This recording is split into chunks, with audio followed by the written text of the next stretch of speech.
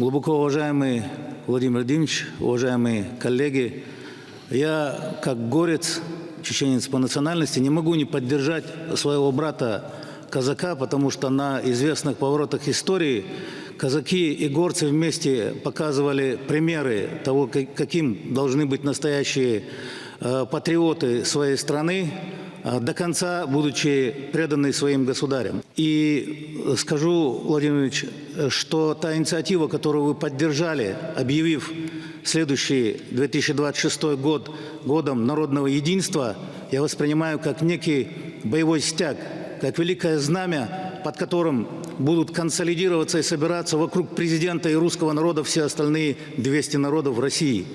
И это схоже с тем, ради чего вообще принимался этот День народного единства, когда 400 лет тому назад под Нижним Новгородом собиралось ополчение из разных национальностей, которые возглавили в свое время и князь Пожарский, и Кузьма Минин, и редко произносит это имя нашего земляка, сына Кавказа, Дмитрия Черкасского, который пришел туда же со своими горцами.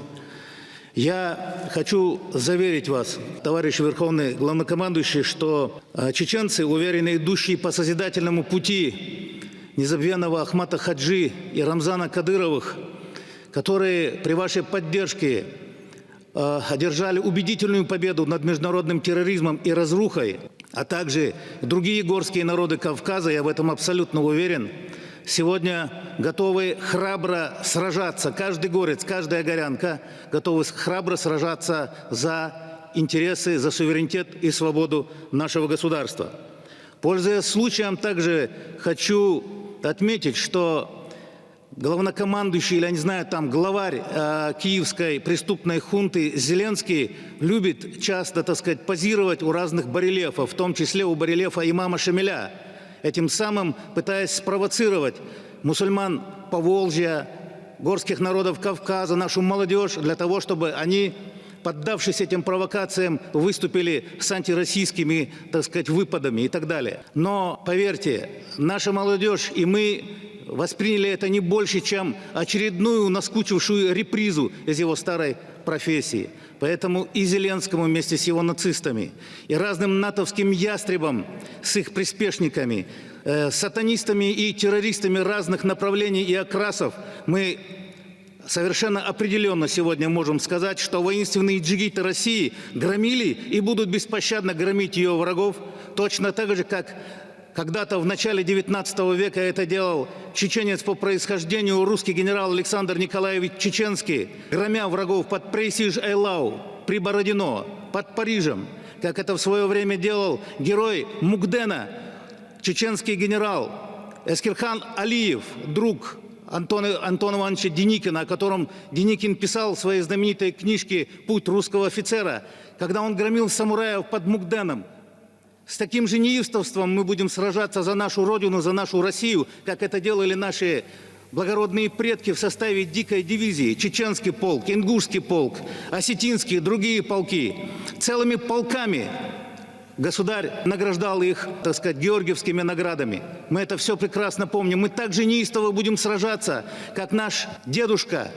Он был бы сегодня дедушка, если бы не погиб в возрасте 19 лет герой Советского Союза Хампаша Нуродилов, который буквально вколачивал фашистов, обнаглевших под Сталинградом, вколачивал в студенную землю горящего Сталинграда. Сегодня он покоится под Мамаевым курганом.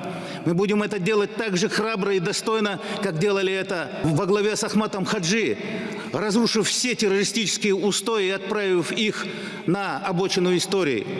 Мы будем это делать точно так же, как делает сегодня генерал Кадыров во главе различных подразделений Ахмата, которые сегодня буквально вырывают зубами пять за пятью священные земли Новороссии. Мы это делали, мы никогда не подводили вас, никогда не подведем вас в будущем. Это сегодня. Но если, не дай Бог, наступит неотвратимое завтра, то, поверьте, Владимир Владимирович, мы, как единая горная лава, встанем на защиту завоеваний и рубежей нашей великой многонациональной державы. И, заканчивая свое выступление, я хочу привести лишь слова вашего преданного пехотинца и моего непосредственного командира и дорогого брата Рамзана Кадырова, который говорит по-чеченски, я переведу эту фразу на русский язык.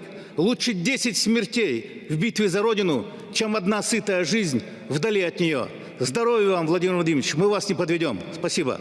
Спасибо большое за ваше такое эмоциональное выступление. Я не сомневаюсь ни в одном слове, которое сейчас прозвучало. Благодарю вас.